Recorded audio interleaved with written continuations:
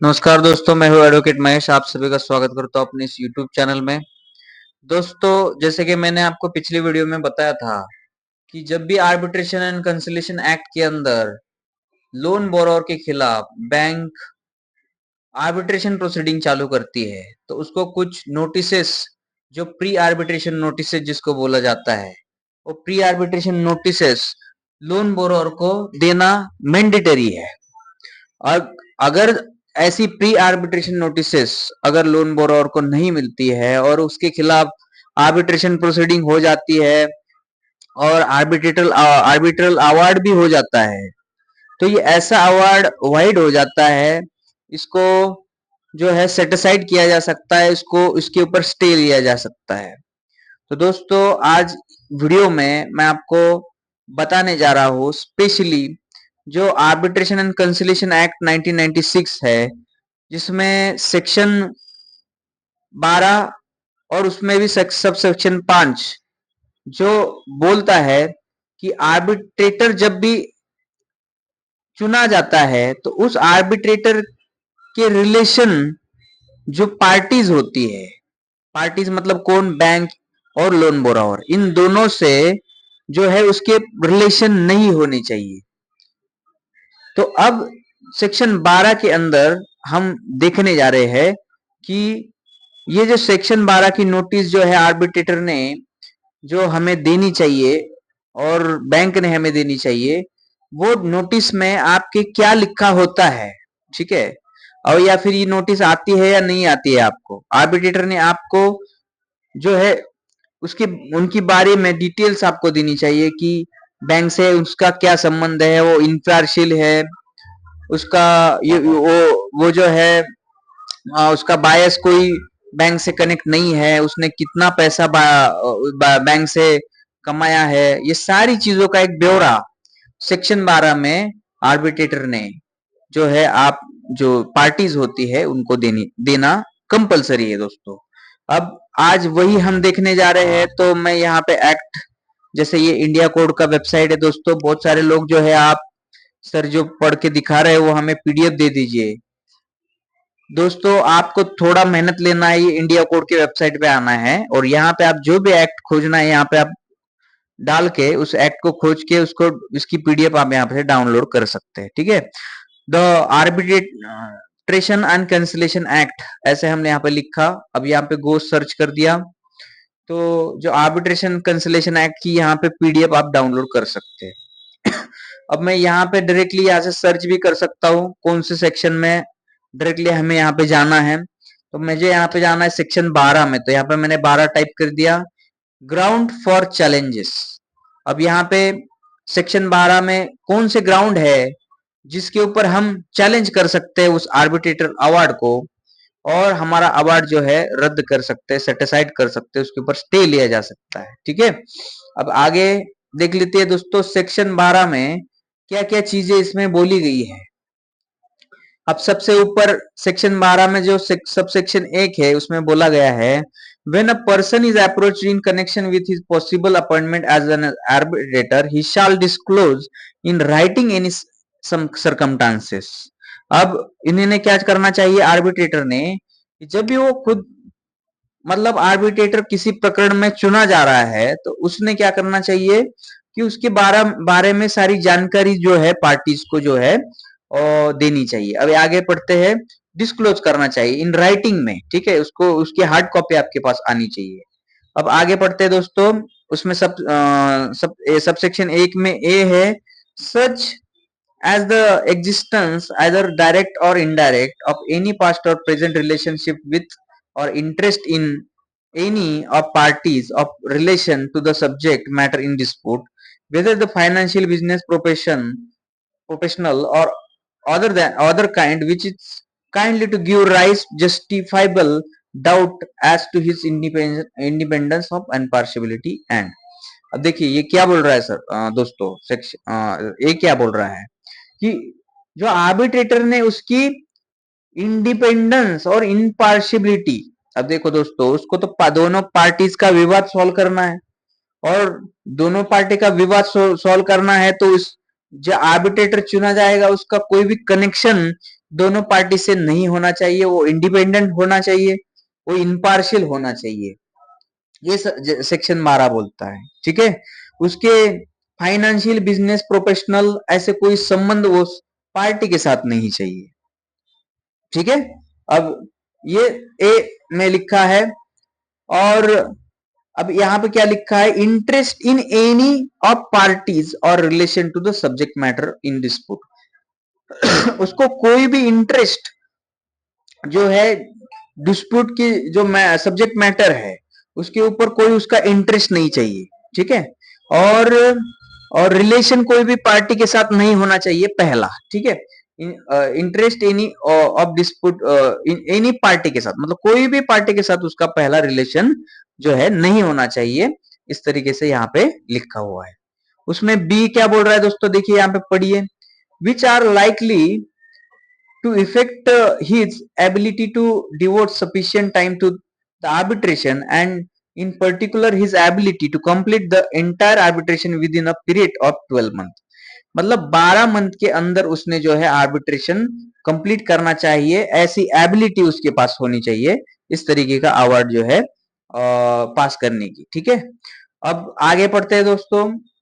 The explanation यहाँ पे क्या दिया है, अब एक्सप्लेनेशन यहाँ पे दिया है, the ground stated in the fifth schedule shall guide in determining whether the some circumstances exist which give rise justifiable doubts as independence and impartiality of an arbitrator।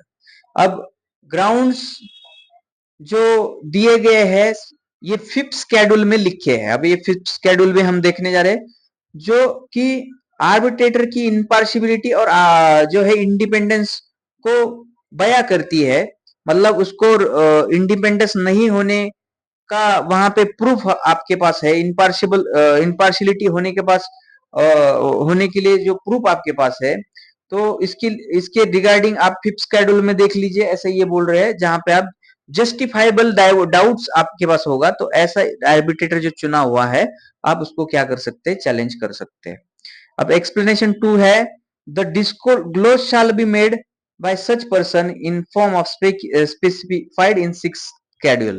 अब इन्होंने क्या बोला है, जो disclosure shall be made by the person in form specified in 6 schedule, मतलब 6 schedule में जो लिखा है उस तरीके से डिस्क्लोजर जो है आर्बिट्रेटर ने जो पार्टीज को देनी चाहिए।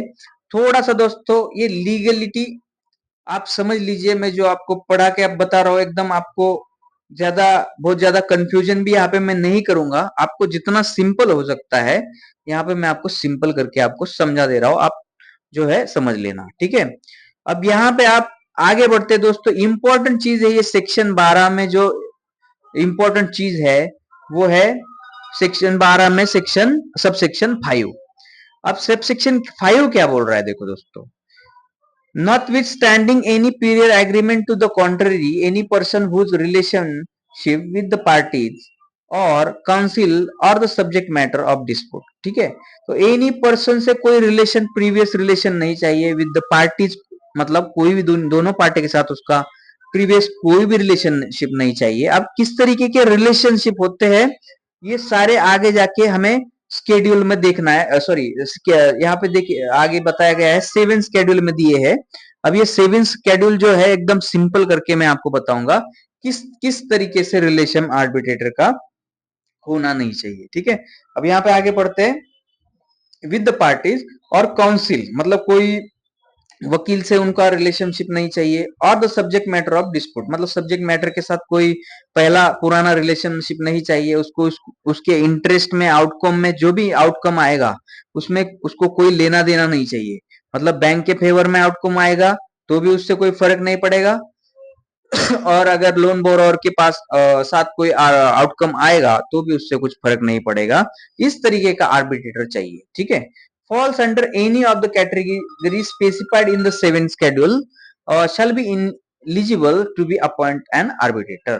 मतलब अगर 7th schedule में दिया गया जो कैटेगरीज है अगर उसमें ये आर्बिट्रेटर फॉल करता है तो आपको वहां पे कोई भी ऐसा आर्बिट्रेटर आपकी डिस्प्यूट में जो है चुना नहीं जाना चाहिए। इस तरीके से ये सेक्शन 5 बोल रहा है। अब ये सब सेक्शन 5 बोल रहा है, ठीक है। अभी इसमें जो कौन सी कैटेगरीज आती है रिलेशनशिप बिटवीन इन पार्टीज के साथ आर्बिट्रेटर की, इसके लिए हम 7 शेड्यूल देखेंगे। अब 7 शेड्यूल के लिए हम आगे बढ़ते हैं।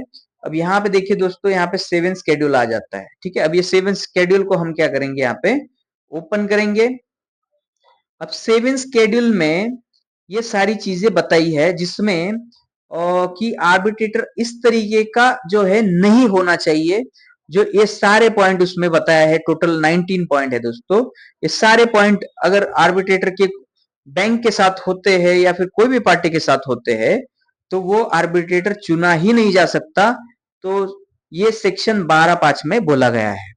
अब इसके लिए मैंने आपको समझाने के लिए ये जो लिखा हुआ है सारा, यहाँ पे मैंने इंग्लिश और हिंदी में ट्रांसलेट करके ऑलरेडी यहाँ पे रखा है, तो आपको यहाँ पे हिंदी में भी पढ़ने के लिए आसानी हो जाएगी। तो चलिए दोस्तों, अभी चालू करते हैं आगे ये 7 शेड्यूल क्या बोलता है। अब देखिए, the 7th schedule aims outline section where the arbitrator relationship with the parties involvement in case could affect their impartiality and arbitration process। अब ये क्या बोल रहा है, मतलब ये खुद का इम्पार्शियलिटी है, इस तरीके से उसको पार्टीज को बताना है। तो ये सारी जो है नीचे दिए गई जो प्रोसेस जो है उसमें उसमें से उसको जाना पड़ेगा, ठीक है। अब हिंदी में यहाँ पे लिखा है, 7वीं अनुसूची के उद्देश्य यह बताता है कि किन स्थितियों में एक मध्यस्थ का किसी पक्ष के साथ संबंध या विवाद में उसकी भूमिका मध्यस्थता प्रक्रिया में उसकी निष्पक्षता को प्रभावित कर सकती है। अब देखिए, ये सारी चीजें इसके अंदर दी है।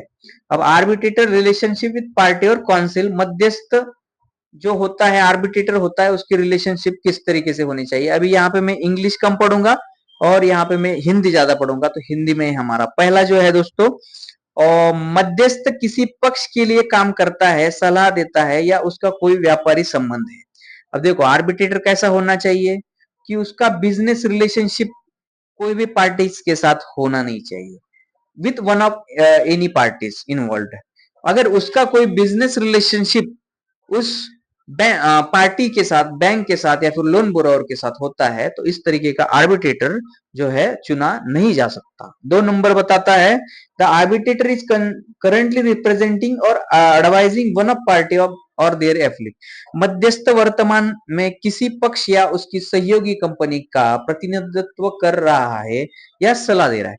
मतलब अगर ये देखिए दोस्तों, ये आर्बिट्रेटर ज्यादातर एडवोकेट्स होते हैं। अब ये एडवोकेट किसी कंपनी को सलाह देने वाला जो नहीं होना चाहिए, मतलब किसी एक पक्ष का प्रतिनिधित्व नहीं करने वाला होना चाहिए। तो आप ये 2 नंबर का पॉइंट आप यहाँ पे समझ लीजिए, ठीक है।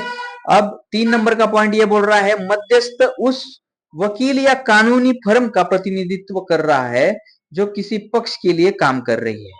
अब ये मध्यस्थ होता है, मतलब आर्बिट्रेटर होता है, ये किसी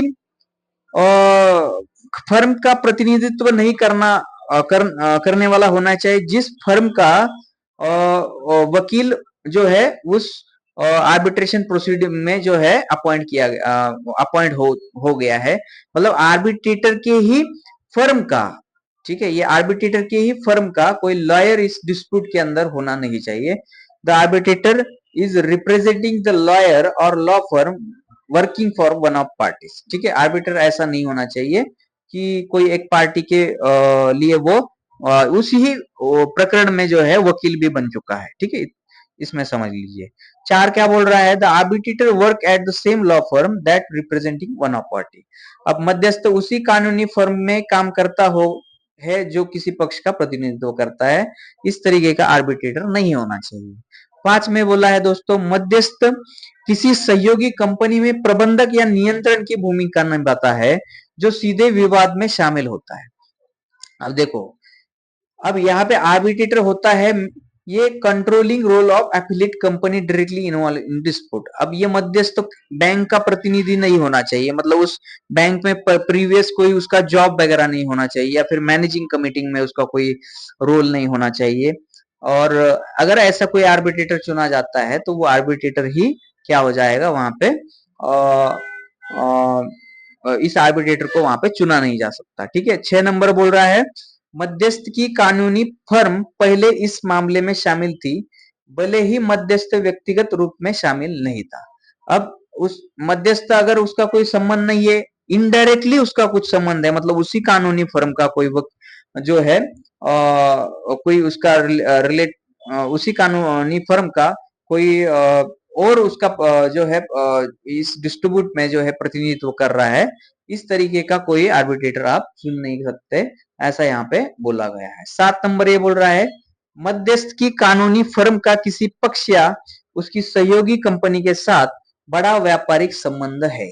अगर देखिए दोस्तों, अब ज्यादातर आर्बिट्रेटर होते हैं, वो मैंने जितने मेरे पास नोटिस आए, वो एक ही बहुत ज्यादा मतलब एक मतलब गिने चुने आर्बिट्रेटर होते हैं, जो सारे आर्बिट्रेटर जो है वही बैंक जो होती है उन आर्बिट्रेटर को चुनती है।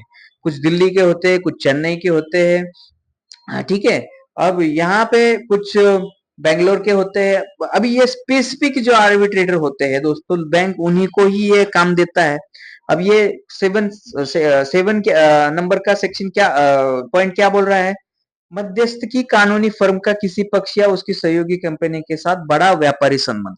अब देखिए इतना ज्यादा पैसा जो है बैंक इनको पेड कर रही है, तो ये बड़ा व्यापारी संबंध में ही आता है, ठीक है ना। तो ये आप उसको समझ लेना है, ठीक है। 8 नंबर बोल रहा है, मध्यस्थ नियमित रूप से उस पक्ष या उसकी सहयोगी कंपनी को सलाह देता है जिसने उसे नियुक्त किया है, भले ही उसे महत्वपूर्ण वित्तीय लाभ ना हो। अगर वो मध्यस्थ मतलब आर्बिट्रेटर उस बैंक को सपोर्ट कर रहा है, उसको कानूनी सलाह दे रहा है, ऐसा आर्बिट्रेटर जो है चुना नहीं जा सकता। नेक्स्ट है 9 नंबर, मध्यस्थ किसी पक्ष के साथ करीबी पारिवारिक संबंध में नहीं होना चाहिए, ठीक है, या विवाद में शामिल कंपनी के प्रबंधन के लोगों के साथ नहीं होना चाहिए। मतलब उसका कोई पारिवारिक संबंध भी नहीं होना चाहिए बैंक से, ठीक है। या फिर विवाद में शामिल कंपनी मतलब जो बैंक होती है उनके कोई मैनेजिंग डायरेक्टर में वो उसका कोई संबंध नहीं होना चाहिए, ठीक है।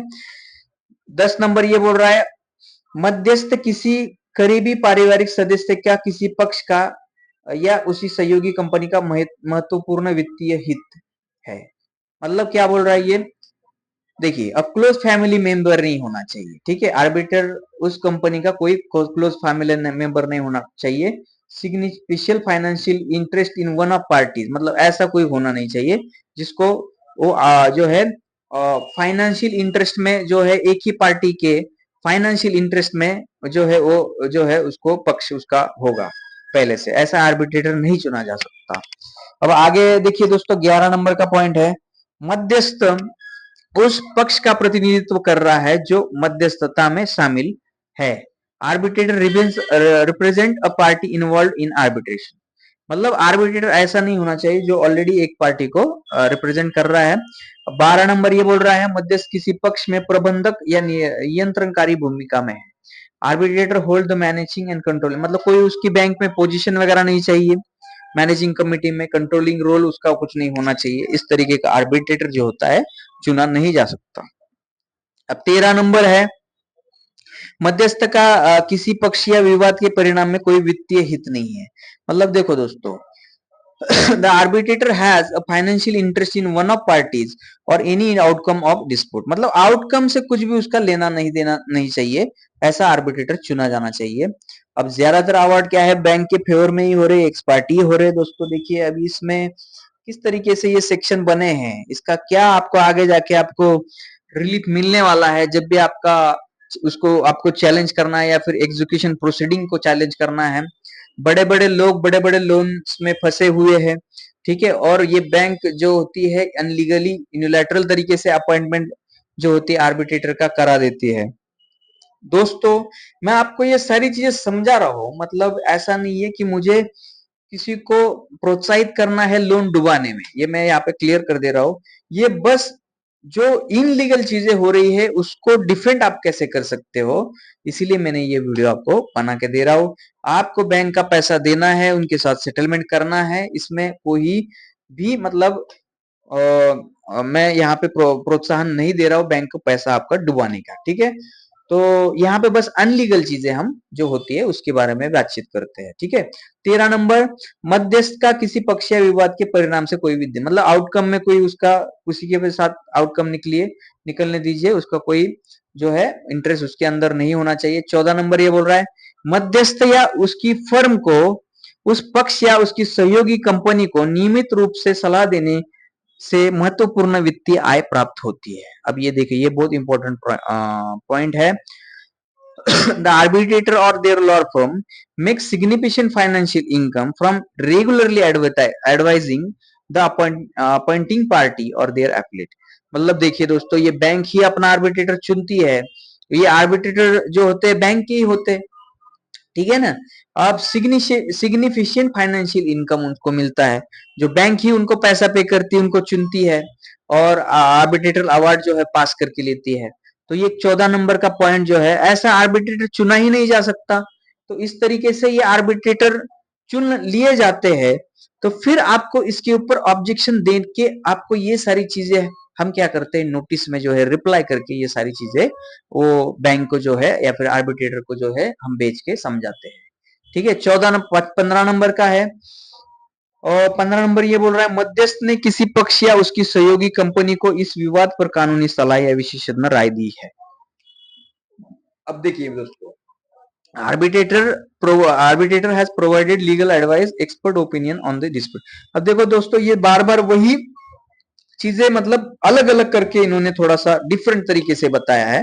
इसका मीनिंग थोड़ा बहुत ज्यादा मतलब आपको सेम लग रहा है, बट ये थोड़ा जो है अलग अलग तरीके से, मतलब ताकि इस तरीके से आर्बिट्रेटर जो है चुना नहीं जाए। तो मध्यस्थ ने किसी पक्ष को सहयोगी कंपनी को कानूनी सलाह नहीं देनी चाहिए। इस तरीके का आर्बिट्रेटर जो होगा, जो कानूनी सलाह दे रहा है बैंक को, उस जो है वो आर्बिट्रेटर नहीं चुना जा सकता। 16 नंबर में है मध्यस्थ पहले इस मामले में शामिल रहा। अब मध्यस्थ जो होता है ये arbitrator previously involve in the case, मतलब अब ये केस में पहले ही उसने इन्वॉल्व था और दूसरे बार सेम उसी को ही इस केस में चुना गया। इस तरीके से आर्बिट्रेटर जो है चुना नहीं जा सकता। 17 नंबर बोल रहा है मध्यस्थ किसी पक्ष या उसकी सहयोगी कंपनी में प्रत्यक्ष और अप्रत्यक्ष रूप से शेयर रखता है, और यदि ये वह निजी कंपनी मध्यस्थ का कोई शेयर उस कंपनी में होगा, ठीक है।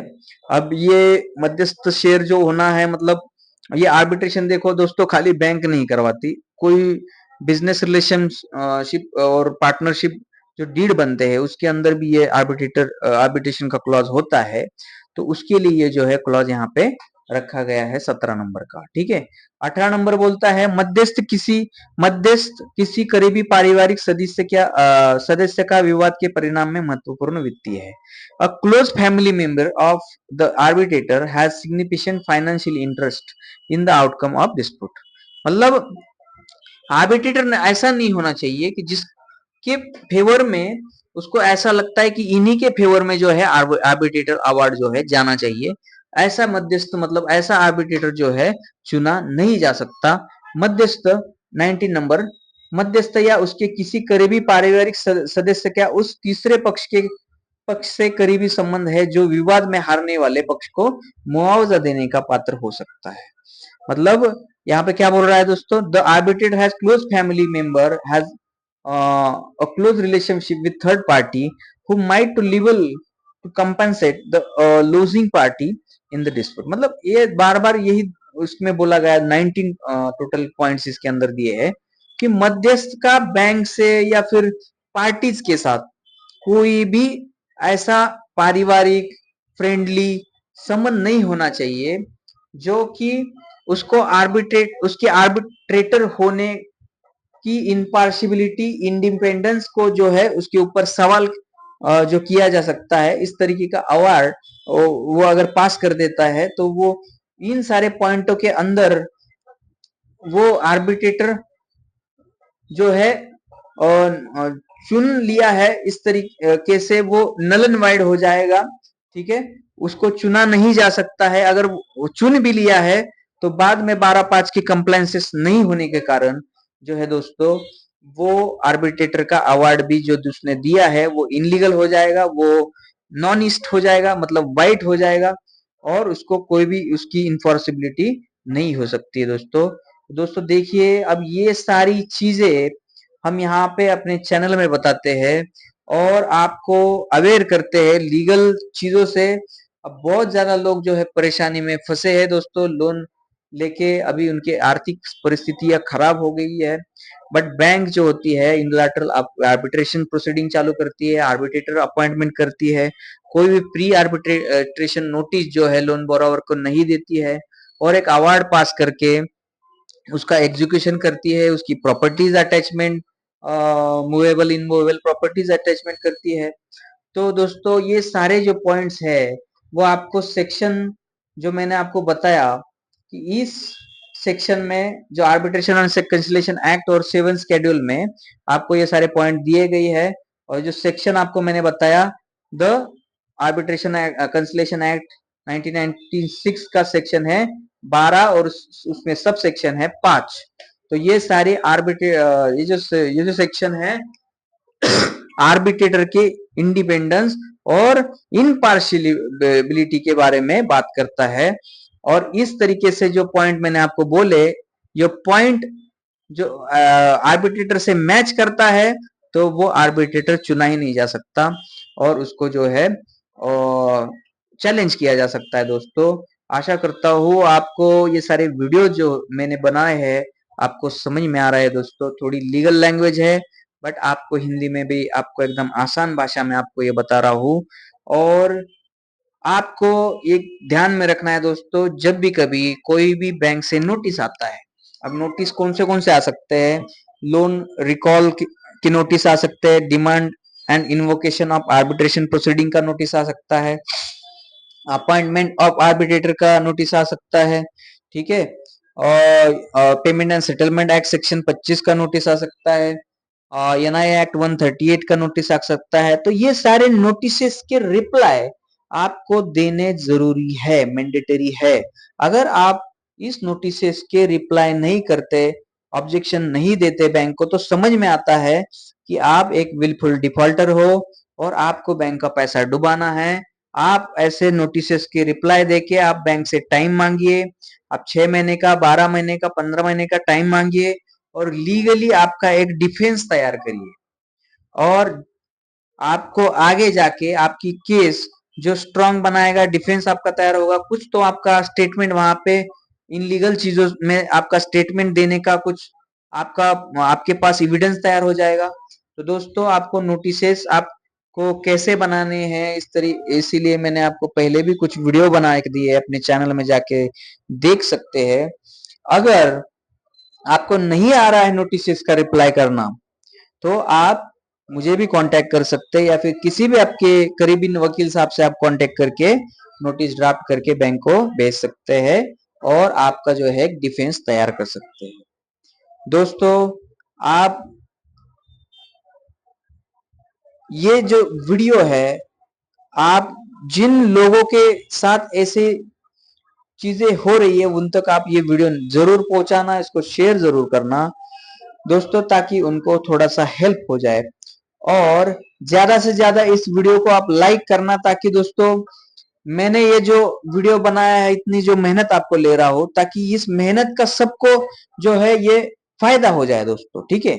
जितना आप लाइक करोगे उतने बहुत ज्यादा लोगों के यूट्यूब जो है उन लोगों को ये वीडियो दिखाएगा जिन लोगों को सच में इसकी जरूरी है दोस्तों।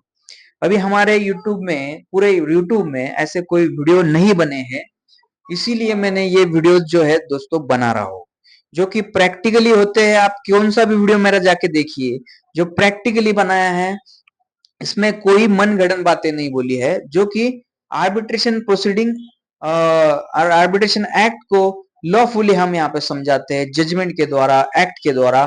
और आपके साथ क्या आगे घटना घटने वाली है, क्या आपको डिफेंस तैयार करना है, आपको इसके बारे में इसमें हम समझाते रहते हैं दोस्तों। इसी के साथ साथ मैं आपको इस वीडियो में आपकी इजाजत चाहूंगा। मिलते हैं नेक्स्ट वीडियो में। आप इस वीडियो चैनल को जरूर सब्सक्राइब करना नेक्स्ट एकदम इंपॉर्टेंट एंड हेल्पफुल वीडियो के लिए। दोस्तों आप सभी को मेरा नमस्कार।